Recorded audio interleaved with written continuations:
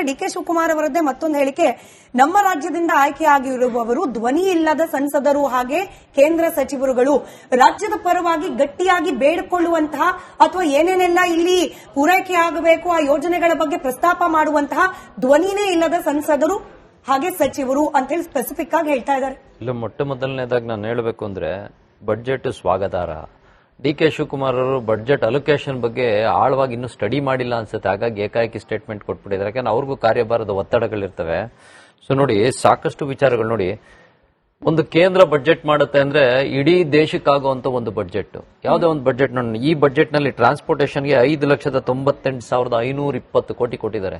ಯಾವುದೇ ಒಂದು ಉದ್ಯಮ ಅಭಿವೃದ್ಧಿ ಆಗ್ಬೇಕು ಅಂದ್ರು, ಒಂದು ಕೃಷಿ ಅಭಿವೃದ್ಧಿ ಆಗ್ಬೇಕು ಅಂದ್ರು, ರಸ್ತೆಗಳು ಬೇಕು ಅನ್ನೋದು ಗಾಂಧೀಜಿಯವರೇ ಹೇಳಿದ್ರು.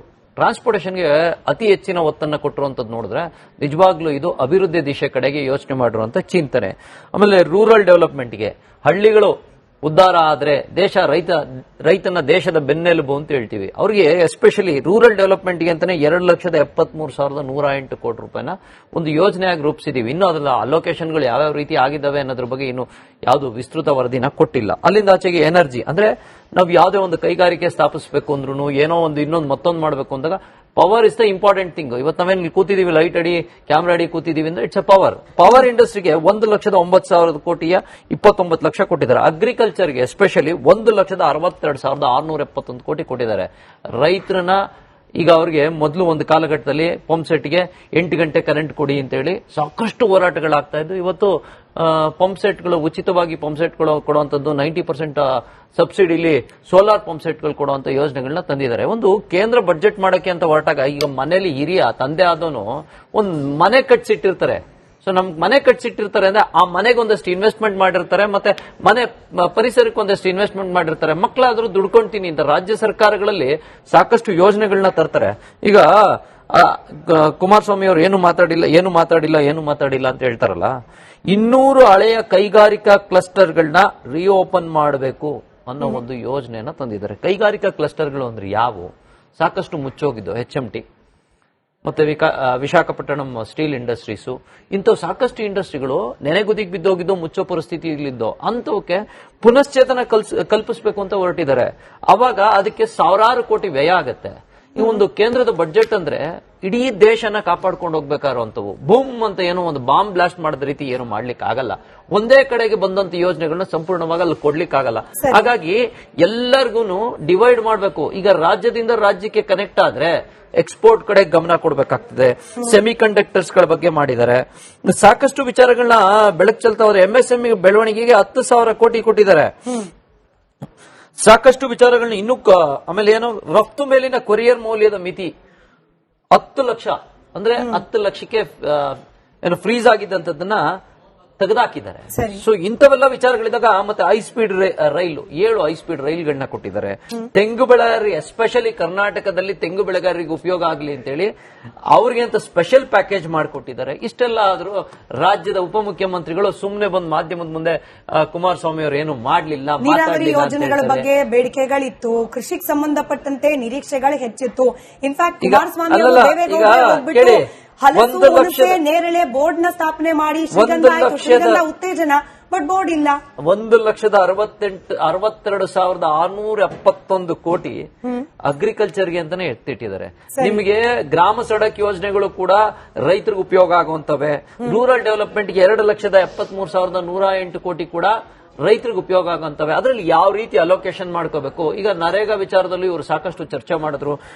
ಈ ಹಿಂದೆ 92.7% ಸೆಂಟ್ರಲ್ ಗವರ್ಮೆಂಟ್ ಕೊಡ್ತಾ ಇತ್ತು. ಆಮೇಲೆ 174 ರೂಪಾಯಿ ಇದ್ದಂತ ಕೂಲಿನ 374 ರೂಪಾಯಿ ಬಗ್ಗೆ ಮಾಡ್ತು. ಆದ್ರೆ ಹೆಸರು ಚೇಂಜ್ ಮಾಡಿದ್ರ ಬಗ್ಗೆ ಚಕಾರ ಎತ್ತರಿದ್ರೆ ವಿನಃ 174 ರೂಪಾಯಿ ರೈತರಿಗಿದ್ದಂತ ಕೂಲಿನ 374 ರೂಪಾಯಿ ಮಾಡಿದ್ದು ಎಲ್ಲೂ ಚರ್ಚೆಗೆ ಬರಲೇ ಇಲ್ಲ. ಕೈ ಬಿಟ್ಟ ಮಹಾತ್ಮ ಗಾಂಧಿ ಅವರ ಹೆಸರು ಮತ್ತೆ ಮರುಸ್ಥಾಪನೆ ಮಹಾತ್ಮ ಗಾಂಧಿ ಗ್ರಾಮ ಸ್ವರಾಜ್ ಯೋಜನೆ ಅಂತಂದ್ಬಿಟ್ಟು ಸಾಂಪ್ರದಾಯಿಕ ಕುಶಲಕರ್ಮಿಗಳು, ಕಸುಬುದಾರರು ಅವ್ರಿಗೆ ಪುನಶ್ಚೇತನ ಕೊಡ್ಲಿಕ್ಕೆ ಮಹಾತ್ಮ ಗಾಂಧಿ ಗ್ರಾಮ ಸ್ವರಾಜ್ ಯೋಜನೆ ಅಂತ ಬಹುಶಃ ಇದಕ್ಕೆ ಕರ್ನಾಟಕ ಸರ್ಕಾರಕ್ಕೆ ಕೀರ್ತಿ ಕೊಡಬೇಕು. ಇವರು ದೊಡ್ಡ ಪ್ರಮಾಣದಲ್ಲಿ ಹೆಸರಿನ ಬಗ್ಗೆ ಹೋರಾಟ ಮಾಡಿದ್ರಲ್ಲ, ನಿಜವಾಗ್ಲೂ ಇಂಥ ಒಂದು ಯೋಜನೆ ಖಂಡಿತವಾಗ್ಲೂ ಕಾಂಗ್ರೆಸ್ನವ್ರಿಗೆ ಕ್ರೆಡಿಟ್ ಕೊಡೋಣ. ಅಂದ್ರೆ ನಾವು ಮಾತಾಡ್ಬೇಕಾದ್ರೆ ಸತ್ಯವಾಗ್ಲೂ ಹೇಳ್ತೀನಲ್ಲ, ಅವರು ಒಂದಷ್ಟು ಓದ್ಕೊಂಬಂದು ಡಿ ಕೆ ಶಿವಕುಮಾರ್ ಅವ್ರು ಮಾತಾಡಿದ್ರು ಇವೆಲ್ಲ ವಿಚಾರಗಳು ಒಂದಷ್ಟು ಚರ್ಚೆಗೆ ತಂದಿದ್ರೆ ನಿಜವಾಗ್ಲೂ ಒಂದು ಬಳಸ್ಕೊಳ್ಳುವಂತ ವಿಚಾರ ಆಗಿರ್ಬೋದು. ಡಿ ಕೆ ಶಿವಕುಮಾರ್ ಅವ್ರು ಏನೂ ಕೊಟ್ಟಿಲ್ಲ 200 ಹಳೆಯ ಕೈಗಾರಿಕಾ ಕ್ಲಸ್ಟರ್ಗಳನ್ನ ಮತ್ತೆ ರಿಓಪನ್ ಮಾಡೋ ಕಡೆಗೆ ಹೋಗಿದೆ ಅಂದ್ರೆ ಇಡೀ ದೇಶದ ಇತಿಹಾಸದಲ್ಲಿ ಎಷ್ಟು ವರ್ಷ ಕಾಂಗ್ರೆಸ್ ಸರ್ಕಾರ ಇದ್ದಾಗ ನೆನೆಗುದಿಗೆ ಬಿದ್ದಂತ ಇಂಡಸ್ಟ್ರಿಗಳನ್ನ ಕ್ಲಸ್ಟರ್ಗಳನ್ನ ಮತ್ತೆ ಓಪನ್ ಮಾಡೋ ಪ್ರಯತ್ನ ಮಾಡಿತ್ತು ಅನ್ನೋದನ್ನ ಅವರು ಪ್ರೆಸ್ ಮೀಟ್ ಮಾಡಿ ಎಲ್ಲರೂ ಟೀಕೆ ಮಾಡಿದ್ದಾರೆ ಅಂತಲ್ಲ. ನಾನು ಕಾಂಗ್ರೆಸ್ ವಕ್ತಾರರನ್ನ ಪ್ರಶ್ನೆ ಮಾಡ್ಲಿಕ್ಕೆ ಮುಂಚೆ ಎಚ್ ಕೆ ಪಾಟೀಲ್ರ ಪ್ರತಿಕ್ರಿಯೆಯನ್ನ ಗಮನಿಸಬೇಕು. ಇನ್ಫ್ಯಾಕ್ಟ್ ಮುಕ್ತ ಕಂಠದಿಂದ ಅಲ್ಲದೆ ಹೋದ್ರು ಕೂಡ ಶ್ಲಾಘಿಸಿದ್ದಾರೆ, ಸ್ವಾಗತ ಮಾಡಿದ್ದಾರೆ. ಸೇವಾ ವಲಯದ ವಿಚಾರವನ್ನು ನಿರೀಕ್ಷೆ ಕೇಂದ್ರದ ಬಜೆಟ್ನ ಕೆಲವು ತುಣುಕುಗಳನ್ನ ಈಗ ನಾನು ಕೇಳೋದಕ್ಕೆ ಸಾಧ್ಯ ಆಯಿತು. ಕರ್ನಾಟಕದ ಪ್ರವಾಸೋದ್ಯಮದ ಬಗ್ಗೆ ಗಮನ ಕೊಟ್ಟಿದ್ದಾರೆ. ಕೋಸ್ಟಲ್ ಭಾಗದಲ್ಲಿ ಅಭಿವೃದ್ಧಿ ಬಗ್ಗೆ ಪ್ರಸ್ತಾಪ ಮಾಡಿದ್ದಾರೆ. ಮೆಡಿಕಲ್ ಟೂರಿಸಂ ಬಗ್ಗೆ ಪ್ರಸ್ತಾಪ ಮಾಡಿದ್ದಾರೆ. ಟೂರಿಸಂ ಮಿತ್ರಗಳು, ಟೂರಿಸಂ ಗೈಡ್ಸ್ ಅಂತ ನಾವು ಹೇಳ್ತೀವಿ, ಅವರನ್ನ ವಿಸ್ತೃತವಾಗಿ ತರಬೇತಿ ಕೊಡಬೇಕು ಹಾಗೆ ಅಂತೇಳಿ ಅದು ಒಂದು ಘೋಷಣೆ ಇದೆ. ಇನ್ನು ಅವ್ರ ಭಾಷಣವನ್ನು ಪೂರ್ಣವಾಗಿ ನೋಡಬೇಕು.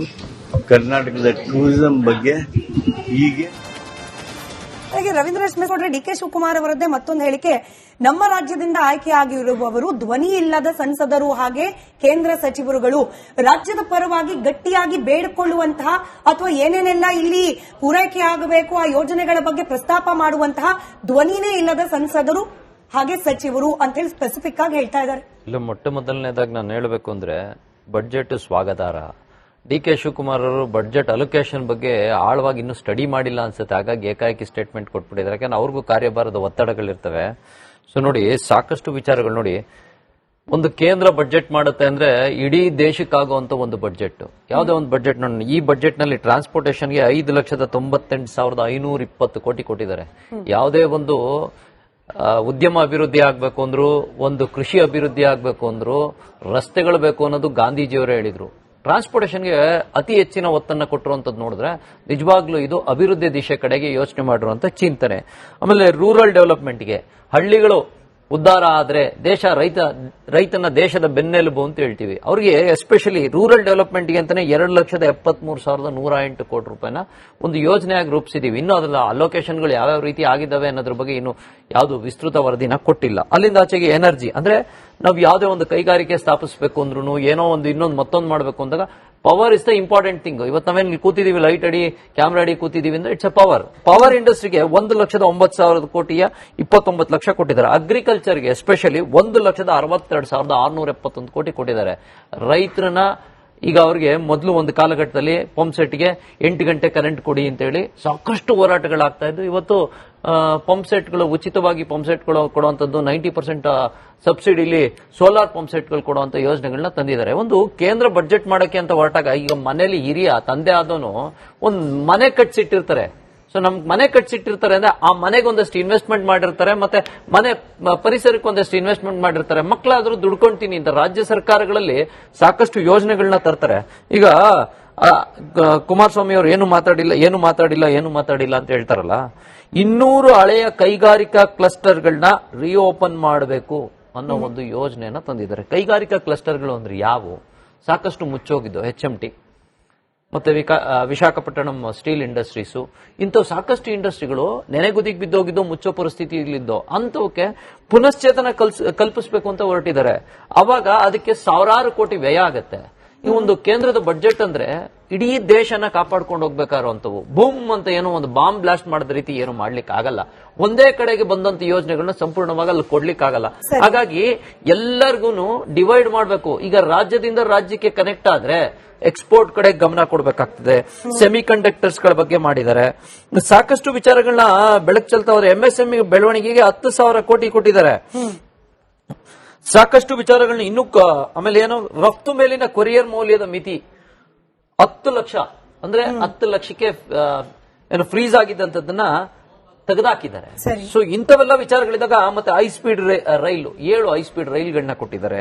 ತೆಂಗು ಬೆಳೆಗಾರರಿಗೆ ಎಸ್ಪೆಷಲಿ ಕರ್ನಾಟಕದಲ್ಲಿ ತೆಂಗು ಬೆಳೆಗಾರರಿಗೆ ಉಪಯೋಗ ಆಗಲಿ ಅಂತೇಳಿ ಅವ್ರಿಗೆ ಅಂತ ಸ್ಪೆಷಲ್ ಪ್ಯಾಕೇಜ್ ಮಾಡಿಕೊಟ್ಟಿದ್ದಾರೆ. ಇಷ್ಟೆಲ್ಲ ಆದ್ರೂ ರಾಜ್ಯದ ಉಪಮುಖ್ಯಮಂತ್ರಿಗಳು ಸುಮ್ಮನೆ ಬಂದು ಮಾಧ್ಯಮದ ಮುಂದೆ ಕುಮಾರಸ್ವಾಮಿ ಅವರು ಏನು ಮಾಡಲಿಲ್ಲ, ನೀರಾವರಿ ಯೋಜನೆಗಳ ಬಗ್ಗೆ ಬೇಡಿಕೆಗಳಿತ್ತು, ಕೃಷಿಗೆ ಸಂಬಂಧಪಟ್ಟಂತೆ ನಿರೀಕ್ಷೆಗಳು ಹೆಚ್ಚಿತ್ತು.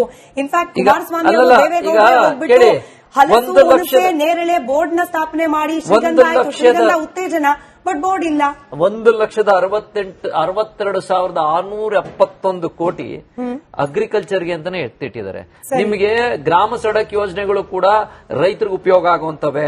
ರೂರಲ್ ಡೆವಲಪ್ಮೆಂಟ್ಗೆ 2,73,108 ಕೋಟಿ ಕೂಡ ರೈತರಿಗೆ ಉಪಯೋಗ ಆಗುವಂತವೆ. ಅದರಲ್ಲಿ ಯಾವ ರೀತಿ ಅಲೋಕೇಶನ್ ಮಾಡ್ಕೋಬೇಕು. ಈಗ ನರೇಗಾ ವಿಚಾರದಲ್ಲಿ ಇವರು ಸಾಕಷ್ಟು ಚರ್ಚೆ ಮಾಡಿದ್ರು.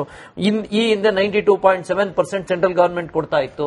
ಆಮೇಲೆ 174 ರೂಪಾಯಿ ಇದ್ದಂತ ಕೂಲಿನ 374 ರೂಪಾಯಿ ಬಗ್ಗೆ ಮಾಡ್ತು. ಆದ್ರೆ ಹೆಸರು ಚೇಂಜ್ ಮಾಡಿದ್ರ ಬಗ್ಗೆ ಚಕಾರ ಎತ್ತರಿದ್ರೆ ವಿನಃ 174 ರೂಪಾಯಿ ರೈತರಿಗಿದ್ದಂತ ಕೂಲಿನ 374 ರೂಪಾಯಿ ಮಾಡಿದ್ದು ಎಲ್ಲೂ ಚರ್ಚೆಗೆ ಬರಲೇ ಇಲ್ಲ. ಕೈ ಬಿಟ್ಟ ಮಹಾತ್ಮ ಗಾಂಧಿ ಅವರ ಹೆಸರು ಮತ್ತೆ ಮರುಸ್ಥಾಪನೆ ಮಹಾತ್ಮ ಗಾಂಧಿ ಗ್ರಾಮ ಸ್ವರಾಜ್ ಯೋಜನೆ ಅಂತಂದ್ಬಿಟ್ಟು ಸಾಂಪ್ರದಾಯಿಕ ಕುಶಲಕರ್ಮಿಗಳು, ಕಸುಬುದಾರರು ಅವ್ರಿಗೆ ಪುನಶ್ಚೇತನ ಕೊಡ್ಲಿಕ್ಕೆ ಮಹಾತ್ಮ ಗಾಂಧಿ ಗ್ರಾಮ ಸ್ವರಾಜ್ ಯೋಜನೆ ಅಂತ ಬಹುಶಃ ಇದಕ್ಕೆ ಕರ್ನಾಟಕ ಸರ್ಕಾರಕ್ಕೆ ಕೀರ್ತಿ ಕೊಡಬೇಕು. ಇವರು ದೊಡ್ಡ ಪ್ರಮಾಣದಲ್ಲಿ ಹೆಸರಿನ ಬಗ್ಗೆ ಹೋರಾಟ ಮಾಡಿದ್ರಲ್ಲ, ನಿಜವಾಗ್ಲೂ ಇಂಥ ಒಂದು ಯೋಜನೆ ಖಂಡಿತವಾಗ್ಲೂ ಕಾಂಗ್ರೆಸ್ನವ್ರಿಗೆ ಕ್ರೆಡಿಟ್ ಕೊಡೋಣ. ಅಂದ್ರೆ ನಾವು ಮಾತಾಡ್ಬೇಕಾದ್ರೆ ಸತ್ಯವಾಗ್ಲೂ ಹೇಳ್ತೀನಲ್ಲ, ಅವರು ಒಂದಷ್ಟು ಓದ್ಕೊಂಬಂದು ಡಿ ಕೆ ಶಿವಕುಮಾರ್ ಅವ್ರು ಮಾತಾಡಿದ್ರು, ಇವೆಲ್ಲ ವಿಚಾರಗಳು ಒಂದಷ್ಟು ಚರ್ಚೆಗೆ ತಂದಿದ್ರೆ ನಿಜವಾಗ್ಲೂ ಒಂದು ಬಳಸ್ಕೊಳ್ಳುವಂತ ವಿಚಾರ ಆಗಿರ್ಬೋದು. ಡಿ ಕೆ ಶಿವಕುಮಾರ್ ಅವ್ರು ಏನೂ ಕೊಟ್ಟಿಲ್ಲ. 200 ಹಳೆಯ ಕೈಗಾರಿಕಾ ಕ್ಲಸ್ಟರ್ಗಳನ್ನ ಮತ್ತೆ ರಿಓಪನ್ ಮಾಡೋ ಕಡೆಗೆ ಹೋಗಿದೆ ಅಂದ್ರೆ ಇಡೀ ದೇಶದ ಇತಿಹಾಸದಲ್ಲಿ ಎಷ್ಟು ವರ್ಷ ಕಾಂಗ್ರೆಸ್ ಸರ್ಕಾರ ಇದ್ದಾಗ ನೆನೆಗುದಿಗೆ ಬಿದ್ದಂತ ಇಂಡಸ್ಟ್ರಿಗಳನ್ನ, ಕ್ಲಸ್ಟರ್ಗಳನ್ನ ಮತ್ತೆ ಓಪನ್ ಮಾಡೋ ಪ್ರಯತ್ನ ಮಾಡಿತ್ತು ಅನ್ನೋದನ್ನ ಅವರು ಪ್ರೆಸ್ ಮೀಟ್ ಮಾಡಿ ಎಲ್ಲರೂ ಟೀಕೆ ಮಾಡಿದ್ದಾರೆ ಅಂತಲ್ಲ. ನಾನು ಕಾಂಗ್ರೆಸ್ ವಕ್ತಾರರನ್ನ ಪ್ರಶ್ನೆ ಮಾಡ್ಲಿಕ್ಕೆ ಮುಂಚೆ ಎಚ್ ಕೆ ಪಾಟೀಲ್ರ ಪ್ರತಿಕ್ರಿಯೆಯನ್ನ ಗಮನಿಸಬೇಕು. ಇನ್ಫ್ಯಾಕ್ಟ್ ಮುಕ್ತ ಕಂಠದಿಂದ ಅಲ್ಲದೆ ಹೋದ್ರು ಕೂಡ ಶ್ಲಾಘಿಸಿದ್ದಾರೆ, ಸ್ವಾಗತ ಮಾಡಿದ್ದಾರೆ. ಸೇವಾ ವಲಯದ ವಿಚಾರವನ್ನು ನಿರೀಕ್ಷೆ ಕೇಂದ್ರದ ಬಜೆಟ್ನ ಕೆಲವು ತುಣುಕುಗಳನ್ನ ಈಗ ನಾನು ಕೇಳೋದಕ್ಕೆ ಸಾಧ್ಯ ಆಯಿತು.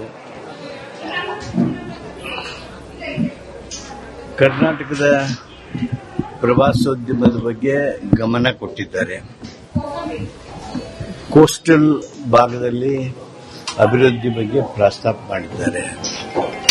ಮೆಡಿಕಲ್ ಟೂರಿಸಂ ಬಗ್ಗೆ ಪ್ರಸ್ತಾಪ ಮಾಡಿದ್ದಾರೆ. ಟೂರಿಸಂ ಮಿತ್ರಗಳು, ಟೂರಿಸಂ ಗೈಡ್ಸ್ ಅಂತ ನಾವು ಹೇಳ್ತೀವಿ, ಅವರನ್ನ ವಿಸ್ತೃತವಾಗಿ ತರಬೇತಿ ಕೊಡಬೇಕು ಹಾಗೆ ಅಂತೇಳಿ ಅದು ಒಂದು ಘೋಷಣೆ ಇದೆ. ಇನ್ನು ಅವ್ರ ಭಾಷಣವನ್ನು ಪೂರ್ಣವಾಗಿ ನೋಡಬೇಕು. ಕರ್ನಾಟಕದ ಟೂರಿಸಂ ಬಗ್ಗೆ ಹೀಗೆ ರವೀಂದ್ರ